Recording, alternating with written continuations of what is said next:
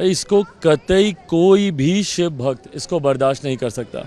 आप इस तरीके से किसी की भी आस्था के साथ आप खिलवाड़ नहीं कर सकते। और ये आस्था सदन में बैठे लोगों की ही नहीं है, देश भर के लोगों की है। देश भर में एक बड़ी आबादी ऐसे लोगों की है जो शिव भक्त है, मैं खुद उनमें से एक हूँ। जिस तरीके से भगवान शिव की तस्वीर को बार बार उठाकर आप ताना ही कस रहे थे ना, आप तंज ही कर रहे थे ना कि भगवान शिव ने बोला डरो मत, डराओ मत। जिस तरीके से, जिस अनादर के साथ आप उनकी तस्वीर को रख रहे थे, उसके ऊपर कागज़ पत्री रखी जा रही थी। किस तरीके की आपकी आस्था है ये, और किस तरीके से आप लोगों की भावना के साथ आप खिलवाड़ कर रहे थे, ये कतई कोई भी शिव भक्त बर्दाश्त नहीं करेगा। और आपको अगर भैया एलओपी के नाते अगर आपको बातों को रखना है तो आप तथ्यों के साथ रखिए ना। जिस तरीके से हर विषय पर इन्होंने भ्रमित करने का काम किया, चुनाव में भी इन लोगों ने यही किया।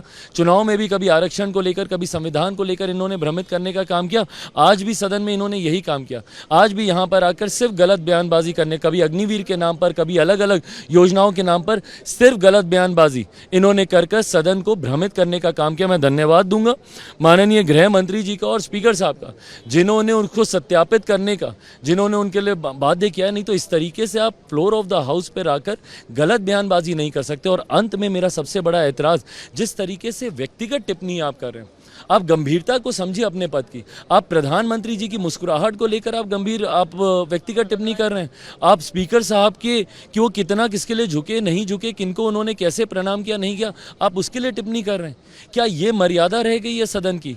अगर आप एलओपी के पद की गरिमा को अगर आप नहीं बना के रखेंगे तो ये कहने का कोई मतलब नहीं है कि भैया विपक्ष कोऑपरेट करेगा। कहीं से ही आपका कोऑपरेशन नहीं दिख रहा है। ये दिख रहा है कि आपके अंदर कितना ज़्यादा विष भरा पड़ा है कि भैया इस तरीके की टीका टिप्पणी और सदन को भ्रमित करने वाली बातें आप कर रहे हैं।